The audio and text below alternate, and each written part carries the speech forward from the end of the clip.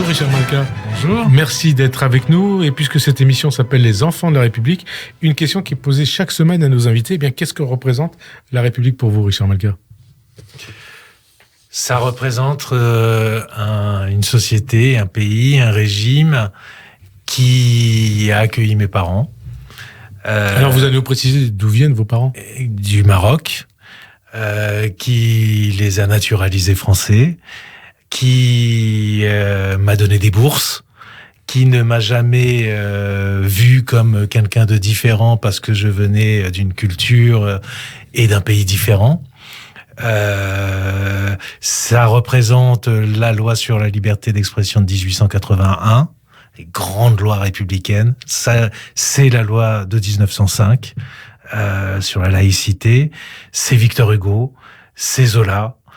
C'est cette idée merveilleuse de l'universalisme. Voilà. C'est les valeurs de la République et la culture française. Exactement. Et la langue française. Et la langue. Et l'histoire aussi. Évidemment. C'est un tout. Alors, c'est vos parents, c'est votre éducation, c'est vos racines qui vous ont conduit et qui ont conduit à faire de vous un défenseur des valeurs de la République, Richard Malka ? Alors, je pense qu'il y a une part de hasard, et puis parce que j'ai rencontré Charlie Hebdo, parce que ça a positionné ma carrière professionnelle, absolument, ouais. Et puis d'autres causes de ce type-là. Mais je pense que ça faisait effectivement écho à quelque chose qui était en moi. Il y a en moi un désir de rendre ce que la République a donné à mes parents et m'a donné. Elle a permis à un enfant d'un milieu très très modeste, d'une culture différente, d'une origine différente, de s'élever. Elle lui a offert cet ascenseur social qui marche, je crois, malheureusement plus mal aujourd'hui, mais elle lui a donné l'égalité, elle lui a donné la liberté, elle lui a donné la possibilité de réussir quelque chose.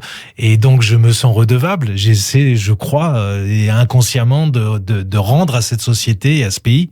Culture différente, pour vous, c'est quoi ? C'est être juif ? Être juif et puis être un peu arabe aussi. Mm-hmm. Ça fait partie de ma culture. Le Maroc est ma culture aussi. Et alors, tout au long de votre carrière, donc c'est à 23 ans, 1992, que vous devenez avocat. C'est quoi ? C'est un hasard pour vous ou c'est une vocation, Richard Malka ? Non, c'est un hasard. C'est complètement un hasard. J'avais fait des études plutôt scientifiques. Je savais pas trop quoi faire. J'avais pas vraiment de vocation. J'ai suivi un peu le mouvement. Je me suis inscrit en droit comme j'aurais pu m'inscrire ailleurs. Et en fait, le hasard a bien fait les choses. Ma bonne étoile m'a guidé vers une matière qui me convenait parfaitement parce que c'était à mi-chemin entre quelque chose de très rigoureux, de très mathématique et quelque chose de littéraire. Oui, parce qu'il y a des démonstrations à faire.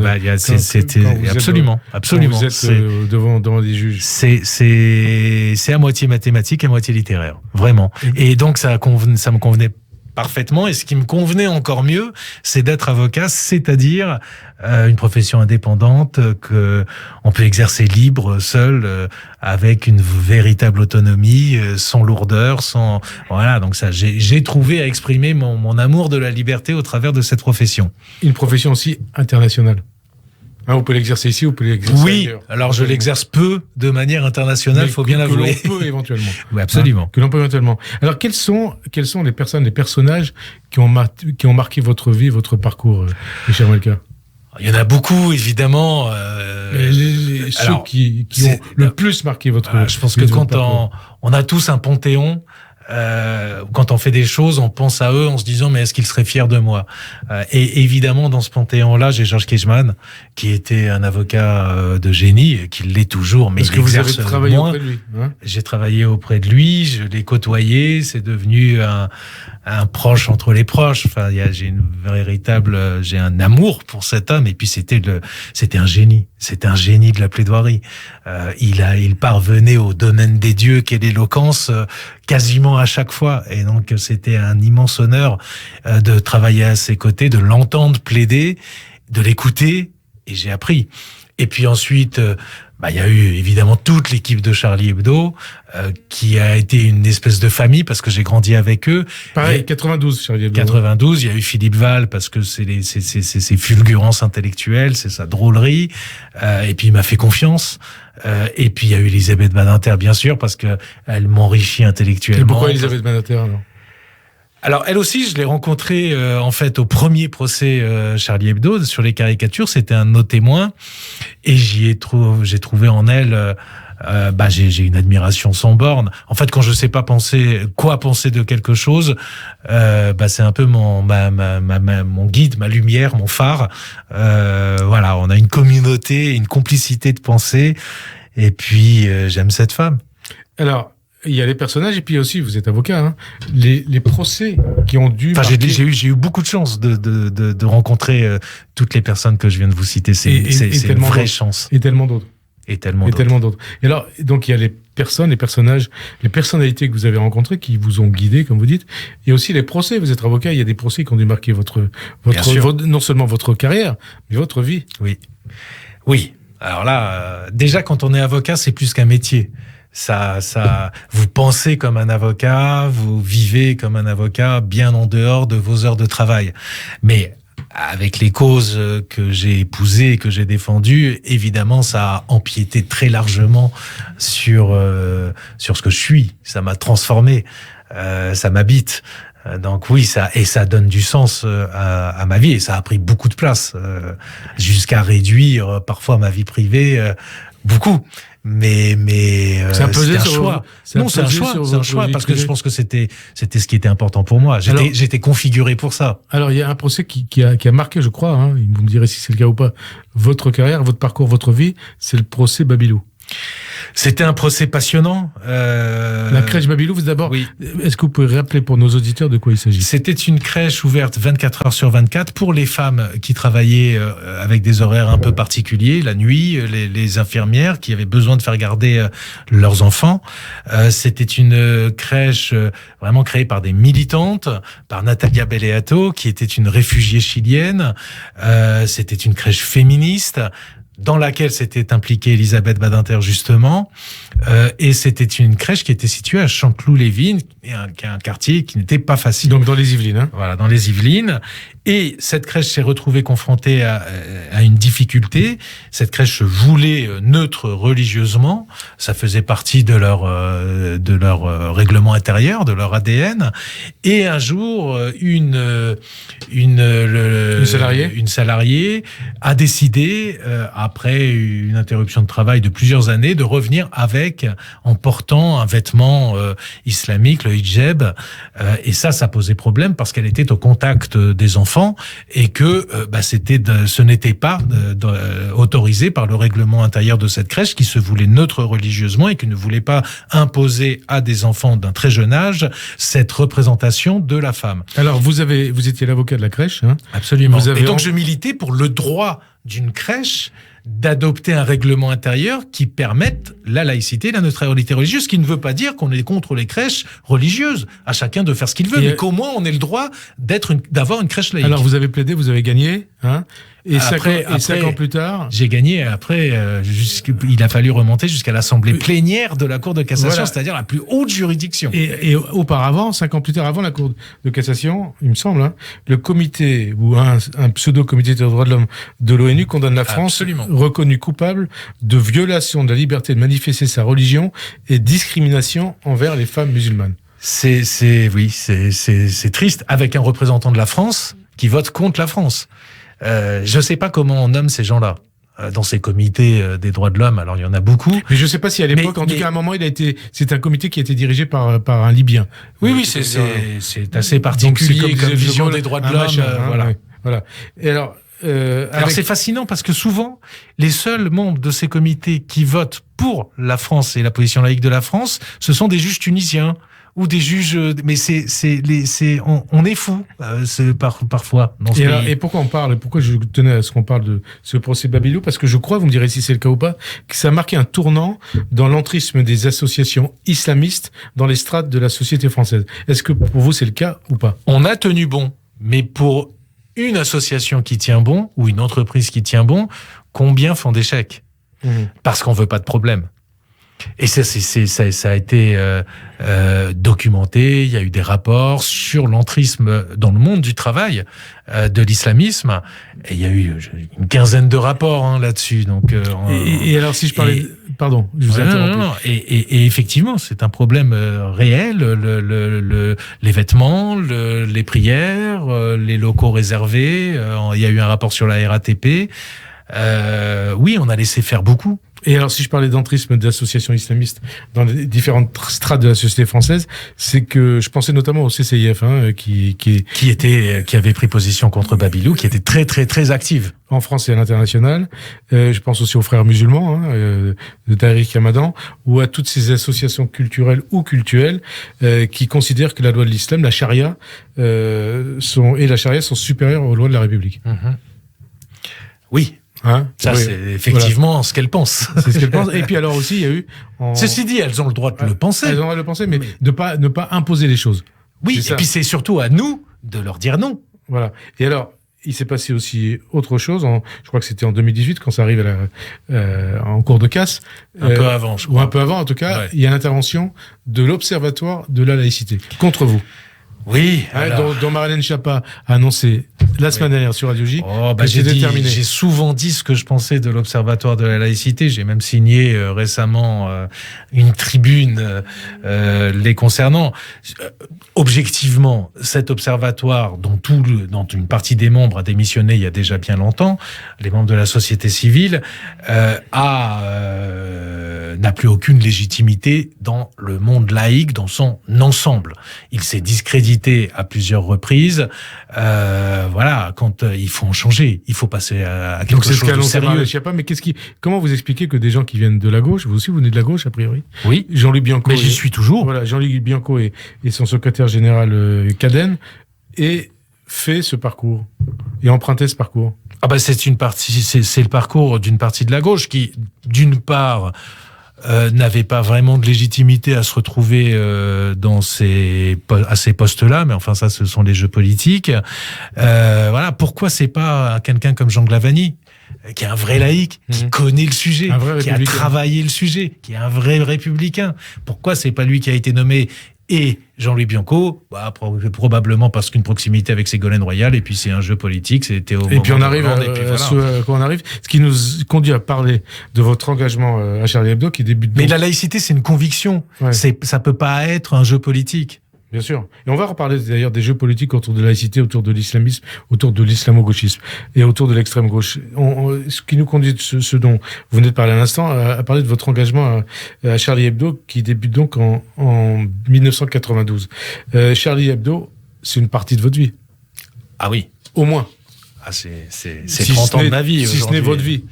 C'est 30 ans de ma vie, professionnelle, amicale, parfois amoureuse. Oui, c'est une.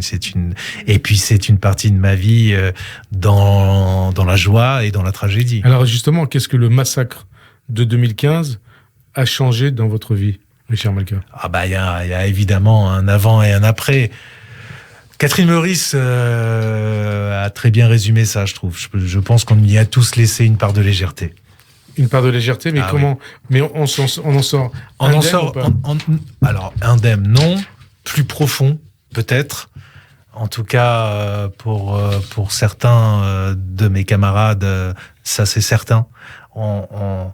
Et puis on a moins peur aussi. On a moins peur de déplaire, on a moins peur de décevoir, on a moins peur des critiques, on a moins peur des calomnies, on a moins peur des diffamations, parce qu'au fond, on vit. On vit, et vous vivez aussi, je le précise, sous protection policière depuis le 8 janvier 2015. C'est des choses qui arrivent. C'est des choses qui arrivent, et on le vit comment, sereinement? Oui. Ça pèse? Mais non, faut pas se plaindre. Non. Alors, en tout cas, vous êtes toujours là, Richard Malka, vous battez, vous étiez l'avocat de Charlie Hebdo au procès des attentats de janvier 2015, pardon. Est-ce que le verdict qu'on a connu donc mercredi, après 3 mois d'audience, est une satisfaction pour vous? Et quels sont les moments, peut-être, qui ont marqué ce procès? J'ai toujours du mal à me dire satisfait d'un verdict avec des hommes qui partent en prison pour parfois 30 ans. Ça, je suis avocat, ça me fait mal. C'est un échec global de nous tous aussi. D'abord les leurs. Mais voilà, je peux pas me dire satisfait de ça. Mais je trouve que ce verdict est équilibré. Tout le monde a été condamné. Il n'y a pas eu d'acquittement. Certains ont été condamnés sans la circonstance aggravante de terrorisme. Et on peut le comprendre, et moi ça ne me choque pas. D'autres ont été condamnés lourdement avec cette circonstance aggravante, et malheureusement parfois c'est nécessaire, des lourdes peines. Donc voilà, je trouve que les juges ont su s'extraire des éventuelles pressions médiatiques, de l'opinion, et ils ont fait selon leur conscience, et je trouve qu'ils ont plutôt bien fait. Et s'extraire aussi du contexte de la crise sanitaire, hein.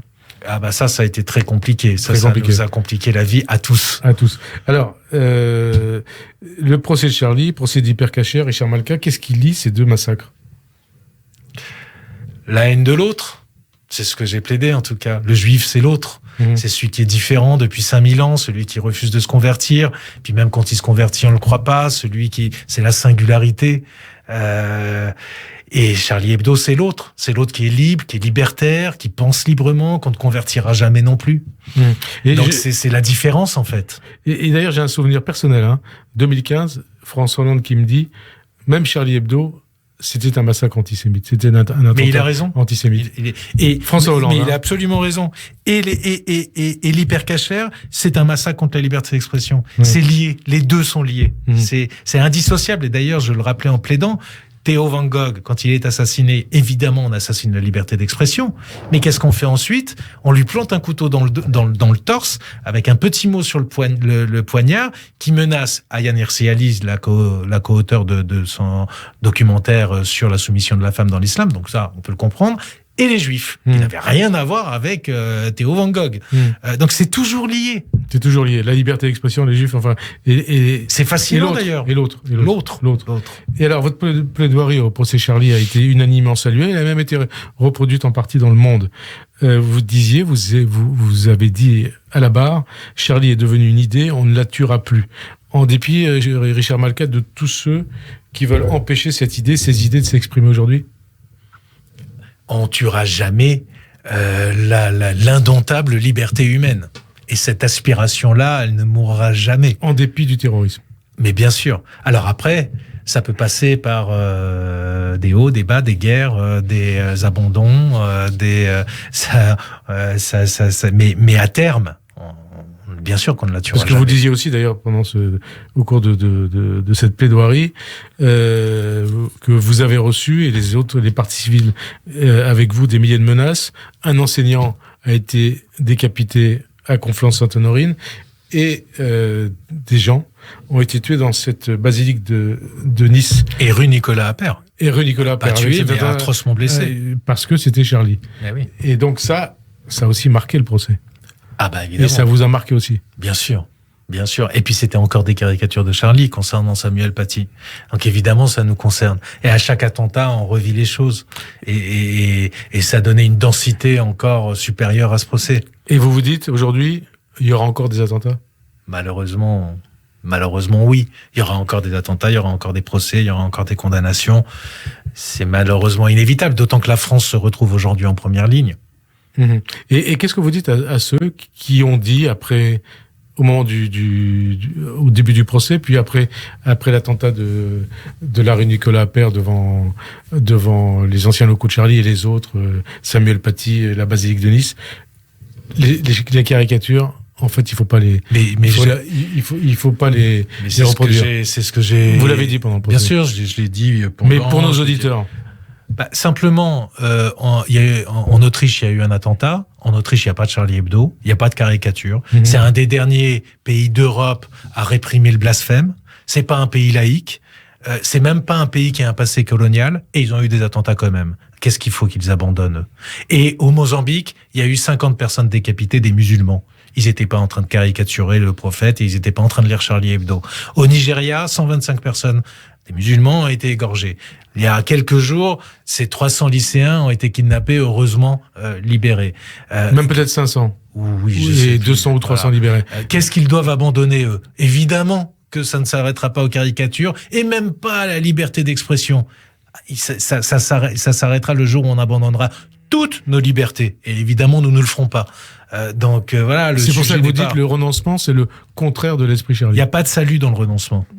Il n'y a pas de salut dans le renoncement. Et alors, vous dites aussi, vous avez parlé aussi pendant ce procès, dans le cadre de cette plaidoirie, des complicités intellectuelles qui ont conduit au massacre de Charlie. Vous avez accusé ceux, et je vous cite, qui dans les milieux politiques, associatifs et intellectuels, de Rokhaya Diallo à Virginie Despentes, en passant par Daniel Obono ou Pascal Boniface, ont véhiculé, et je vous cite, c'est entre guillemets, les accusations de racisme et d'islamophobie qui ont nourri la haine à l'encontre du journal. Quand vous parlez de complicité, qu'est-ce que ça veut dire ? Est-ce que ça veut dire qu'ils ont armé intellectuellement les tueurs de Charlie ? Alors, c'est évidemment pas une complicité au sens juridique du terme. C'est une complaisance intellectuelle. Et j'ai fait, et moi j'ai la mémoire de cette histoire-là.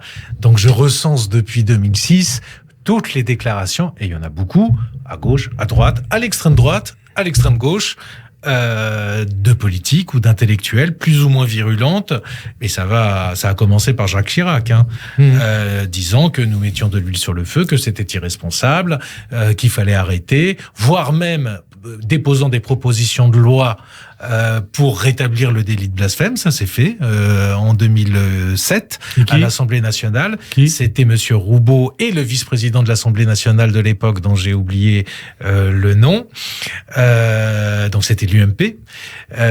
Donc voilà, j'ai effectivement tout ça. Mais et il y a les intellectuels que vous avez cités qui, eux, les intellectuels ou les politiques que vous avez cités, ou des gens qui se disent intellectuels, avec des paroles encore plus violentes, nous accusant de racisme, d'islamophobie, d'alimenter la haine des musulmans. Et évidemment, ces mots-là, vous les avez en tête. Je les ai en tête, et c'est irresponsable.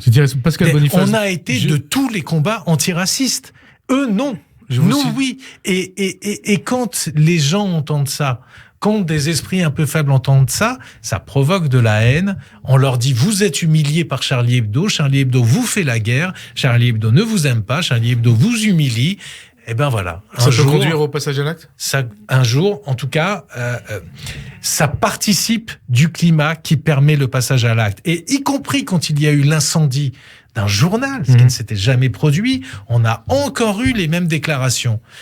C'est-à-dire, oui, il y a une responsabilité morale, éthique. Je cite pour nos auditeurs, je rappelle de qui et de quoi vous parlez, Pascal Boniface en 2012 dans l'Obs, qui dénonce qu'il appelait à l'époque la ligne beauf raciste des journalistes de Charlie, et il écrit « Quand on tape sur l'islam, on vend du papier, l'argument mis en avant par la rédaction, celui de la liberté d'expression, l'objectif réel est de relancer les ventes en baisse du journal en faisant des coups réguliers contre les musulmans. » Oui, c'est cette idéologie-là. Enfin, c'est tellement faux. C'est tellement faux. Et alors, tellement faux.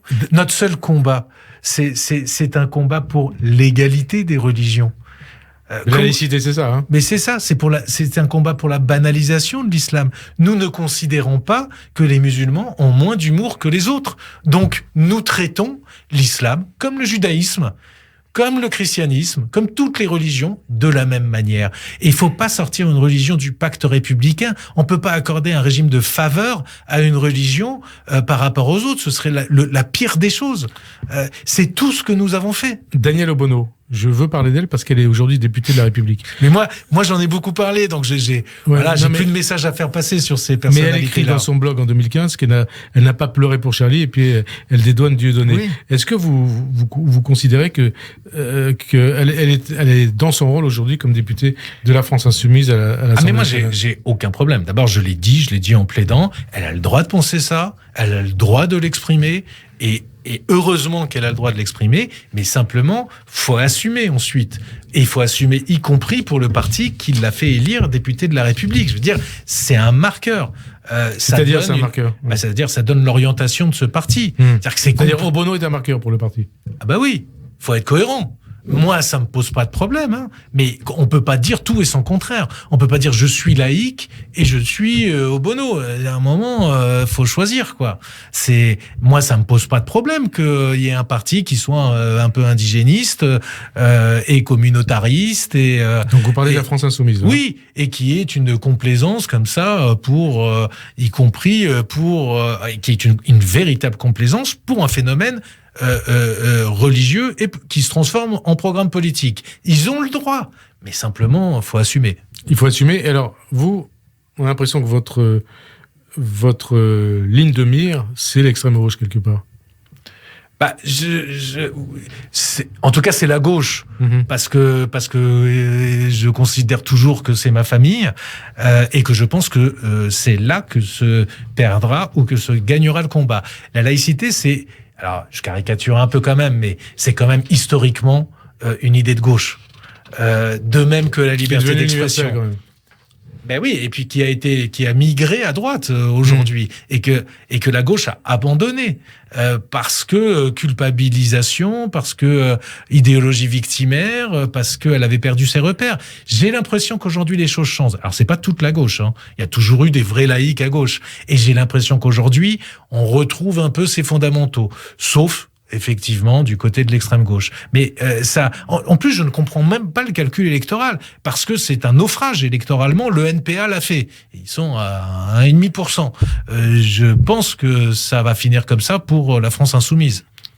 Et c'est dommage, parce que leurs électeurs, je pense, sont pour partie de vrais laïcs. Et vous considérez que ces gens dont vous parlez, ces partis traditionnels... Et Jean-Luc Mélenchon l'était.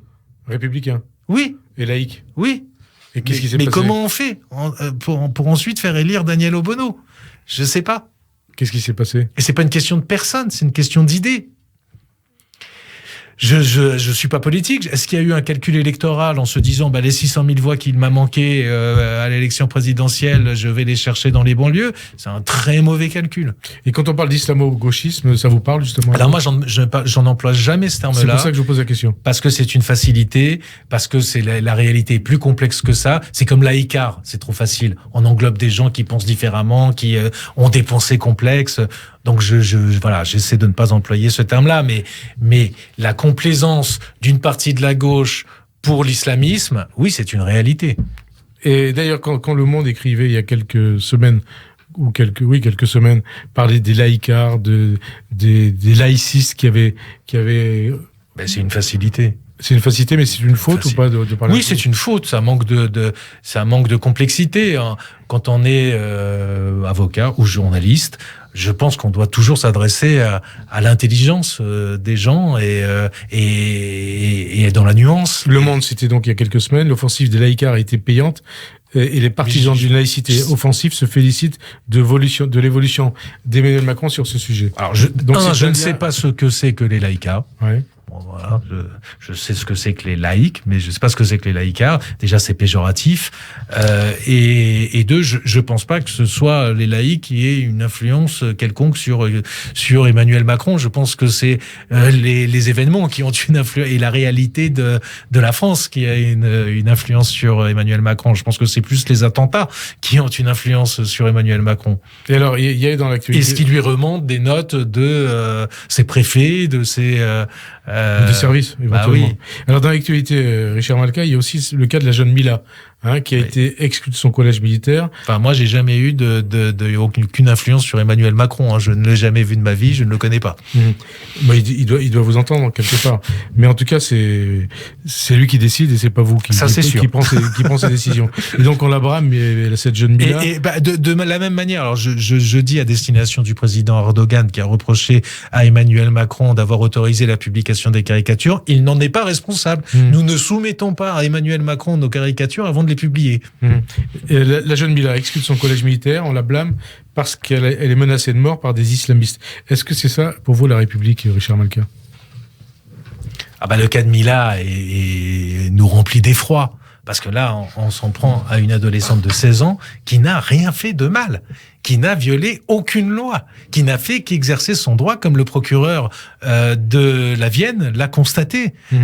Donc, elle ne fait rien qu'exercer son droit, et c'est elle qu'on exclut de son lycée une fois, et puis une deuxième fois, on n'arrive pas à la protéger, et on la remet à ses parents. Et comment on en arrive là ? C'est ça le renoncement, quelque part. Bien sûr que c'est un renoncement, mais on en arrive là parce que derrière nous il y a des décennies de renoncement. Mais comment on en arrive au fait que les Juifs puissent plus aller à l'école publique ? Encore une fois, c'est lié. Dans le 93. Mais pas que dans le 93, dans de nombreux territoires. à Marseille, à Lyon, enfin pas dans les banlieues de Lyon. Voilà, donc en 2002, déjà, il y a des rapports là-dessus, mais bon, on laisse passer. Et puis après les Juifs, c'est les autres. Et vous dites aujourd'hui, il y a un problème avec l'islamisme, ou ceux qui disent l'islamisme politique en France ? L'islamisme, c'est la version politique de l'islam pour moi. Donc voilà, faut pas tourner autour du pot. C'est effectivement une religion transformée en programme politique et en volonté de s'imposer dans la sphère publique et de réguler tous les aspects de la vie publique, de la vie privée des gens. Ça non. Alors, ça peut être compatible avec une société communautariste, mais c'est pas notre cas. Société communautariste, c'est-à-dire société comme aux États-Unis. Et justement, la France, elle est critiquée aussi bien dans les pays musulmans que dans les pays anglo-saxons. Ouais. La presse anglo-saxonne qui accuse Emmanuel Macron et son gouvernement de cibler les musulmans. C'est une honte. Ce qui se passe dans la presse de gauche... Ou dans les universités américaines également. Ce qui se passe dans la presse de gauche américaine est très préoccupant. Et on l'a vu avec un exemple hallucinant du Washington Post, d'une journaliste du Washington Post qui a été dire qu'on allait immatriculer les petits musulmans en France. C'était évidemment une fake news complète. Là, on est à un niveau de propagande, de désinformation, c'est l'équivalent de Fox News à gauche. On est dans des journaux anglo-saxons, donc dans des journaux qui avaient une vraie culture de vérification de l'information.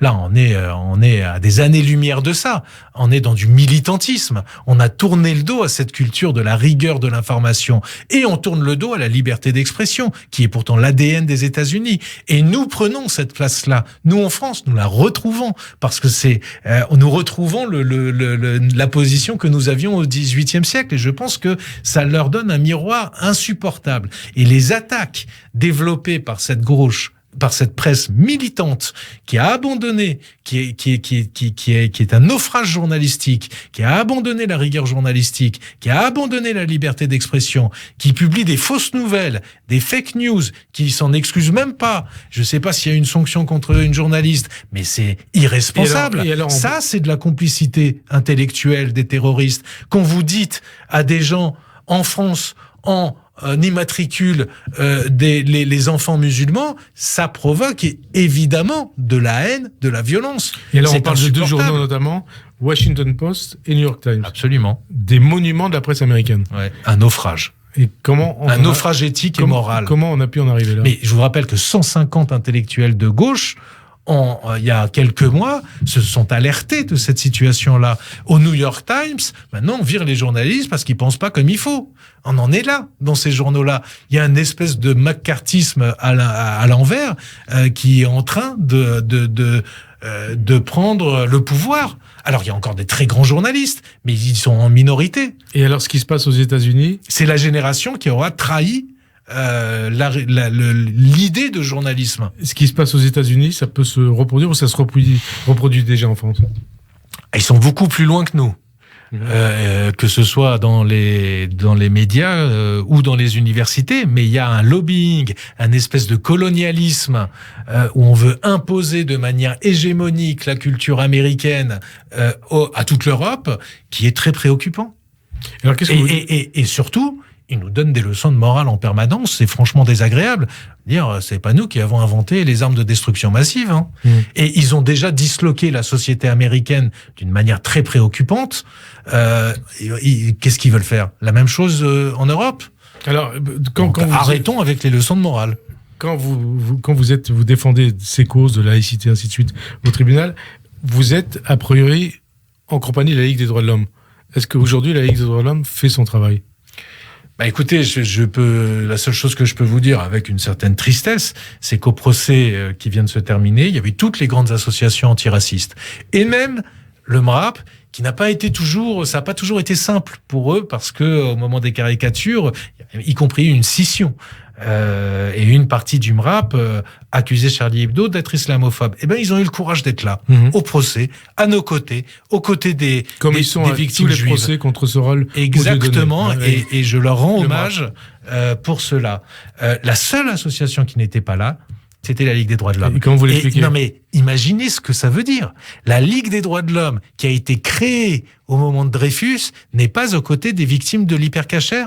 La Ligue des droits de l'homme, qui a été créée par Ferdinand Buisson, un des inventeurs de la laïcité, grand défenseur des saintes presses et de la liberté d'expression, n'est pas aux côtés de Charlie Hebdo. Et dans le même temps, ils sont aux côtés du CCIF. Le choix des combats dit assez bien les choses. Mais comment vous l'expliquez ? Comment on peut choisir le CCIF contre Charlie ou contre l'hypercacher ? C'est à eux qu'il faut demander ça. Non, mais la question que je vous pose. Non, je crois que le choix est clair. Ils ont fait leur choix. Maintenant, moi, je m'adresse aux adhérents de la Ligue des droits de l'homme. C'est à eux que je veux m'adresser parce que j'en connais certains. Il faut ouvrir les yeux. Vous avez chacun une responsabilité de permettre cela. Et je ne dis même pas qu'il faut dissoudre ou pas dissoudre le CCIF, j'en sais rien, je suis pas ministre de l'Intérieur. Mais c'est pas la question. Mais là, il y a un choix de combat qui dit quelque chose de grave. Et à chaque adhérent de prendre ses responsabilités. D'ailleurs, Jean-Luc Mélenchon, il va peut-être un peu dans le sens de la Ligue des droits de l'homme. Il dénonce les intentions de stigmatisation à l'égard des musulmans présents, selon lui, dans le projet confortant les valeurs de la République. Quelque part, vous pouvez être d'accord avec lui ou pas ? Ah non, je suis pas d'accord avec lui, non. Ouais. Non. Non, mais à chaque fois qu'on essaie de remettre de la laïcité dans la société et qu'on essaie de rejeter les religions dans le domaine dans lequel elles doivent rester, c'est-à-dire dans le domaine du privé, on a des Jean-Luc Mélenchon et des Ligues des droits de l'homme qui nous disent c'est pas bien et c'est contre les musulmans. C'est d'une condescendance à l'égard des musulmans. C'est pas du néocolonialisme. Mais bien sûr que oui. C'est vraiment c'est les instrumentaliser. Les considérer comme des. C'est pas bien. Comme des gens qui ne réfléchissent pas. Bien. C'est pas bien. Alors, le président Erdogan, quand il compare la situation des musulmans dans la France de 2020 à celle des Juifs pendant la Shoah, qu'est-ce que cela vous inspire ? Qu'est-ce que je peux dire ? C'est tellement honteux. Tellement honteux. Le président Erdogan, qui a fait massacrer des milliers et des milliers de musulmans kurdes dans le cadre d'opérations de nettoyage ethnique. Et c'est lui qui nous qualifie d'islamophobes parce qu'on publie des dessins. Donc, publier des dessins, c'est islamophobe, mais tuer des milliers de musulmans, c'est pas islamophobe. Moi, faut qu'on m'explique parce que je comprends pas. Alors, autre chose qui est liée à ce que dit Erdogan, une comparaison qui a été reprise à son compte par le député insoumis Éric Coquerel.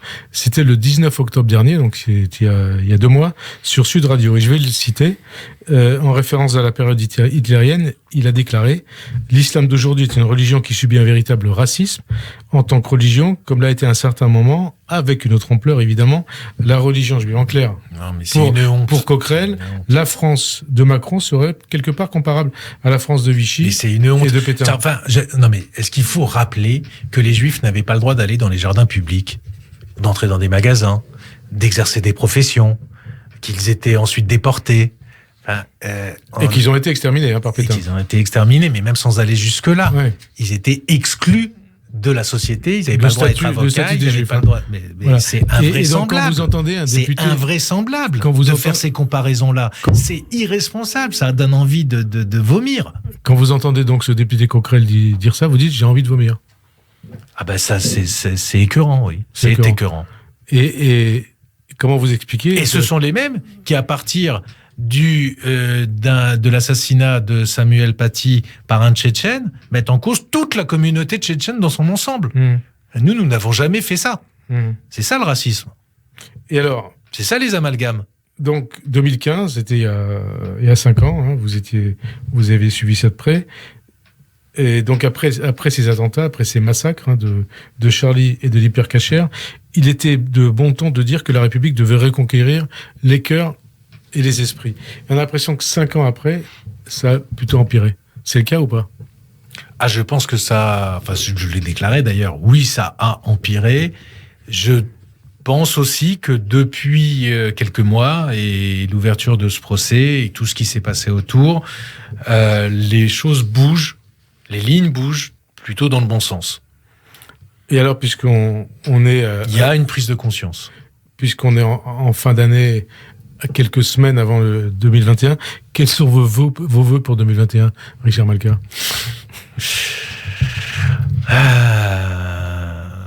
Convaincre. Mais pas moi.